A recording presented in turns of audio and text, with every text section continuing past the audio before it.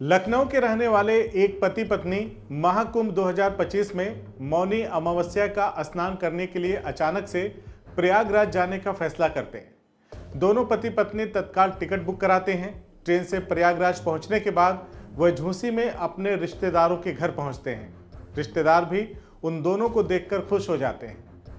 इसके बाद वो पति पत्नी मंगलवार बुधवार की रात तकरीबन 12 बजे झूसी से संगम स्नान के लिए निकलते हैं।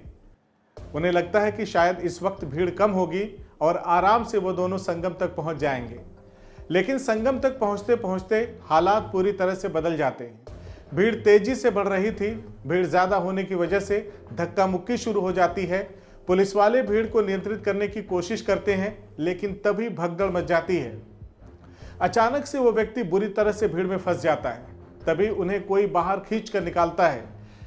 वह देखते हैं कि उनकी पत्नी ही उन्हें भीड़ से बाहर निकालने की कोशिश कर रही थी। अपने पति को बचाने की कोशिश में वह महिला वहीं भीड़ में गिर जाती हैं और लोगों की भीड़ उस महिला जैसे न जाने कितने लोगों के ऊपर से गुजरने लगती है।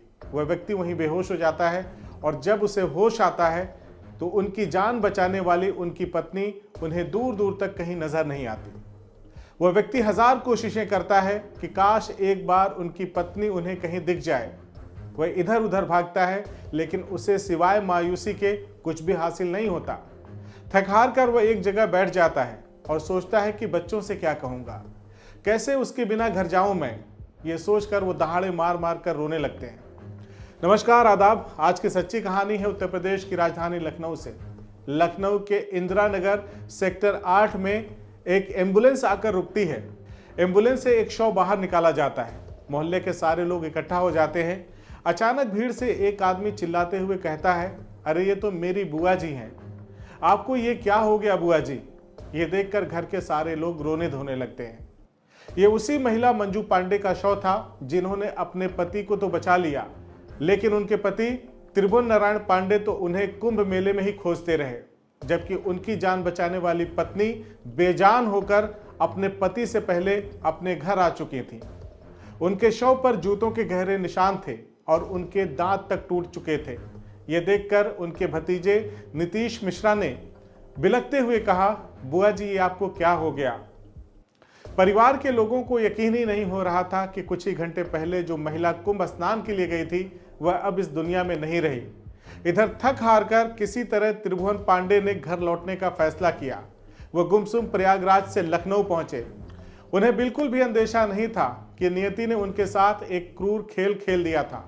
बोझिल कदमों से जब वो लखनऊ पहुंचे तो अपनी मंजू का शव देखा। वह सदमे में आ गए और जमीन पर गिर पड़े और मुंह से कुछ भी ना बोल सके। उनकी तबीयत अचानक ऐसी बिगड़ी कि उन्हें अस्पताल में भर्ती करवाना पड़ गया। दरअसल त्रिभुवन नारायण पांडे HAL में इंजीनियर पद से रिटायर हैं। उनके बेटे अभिषेक पांडे रायपुर में कैनरा बैंक में पोस्टेड हैं और उनकी बेटी अंजू पांडे लखनऊ पब्लिक स्कूल में टीचर हैं। परिवार का कहना है कि त्रिभुवन पांडे को इस हादसे के बाद गहरे मानसिक आघात का सामना करना पड़ रहा है। वह बार बार उस भयानक मंजर को याद कर मायूस हो जा रहे हैं।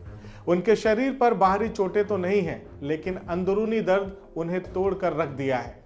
साथियों, महाकुंभ में हर साल लाखों करोड़ों श्रद्धालु आते हैं, लेकिन सुरक्षा के पुख्ता इंतजाम नहीं होने के कारण भगदड़ जैसी घटनाएं होती रहती हैं। मंजू पांडे की मौत ने एक बार फिर प्रशासन की तैयारियों पर सवाल खड़े कर दिए हैं। जिस तरह से महाकुंभ में भीड़ जुटाई गई उस पर भी सवाल खड़े हो गए हैं।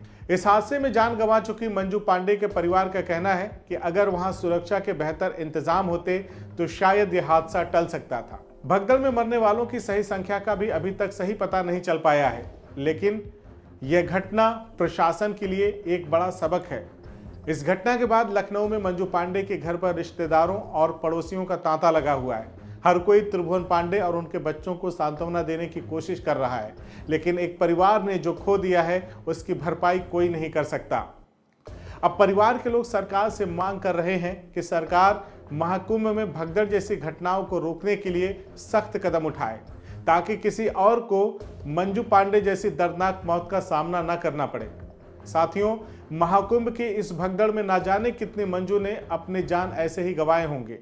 अपनों के खोने का दर्द सिर्फ वही जानते हैं जिन्होंने अपनों को खोया होता है। आप क्या कहते हैं इस घटना पर? क्या इसे रोका जा सकता था? हमें कमेंट करके ज़रूर बताएं। बाकी ऐसी सच्ची कहानियों को देखने और सुनने के लिए हमारे चैनल को अभी सब्सक्राइब करें। जय हिंद।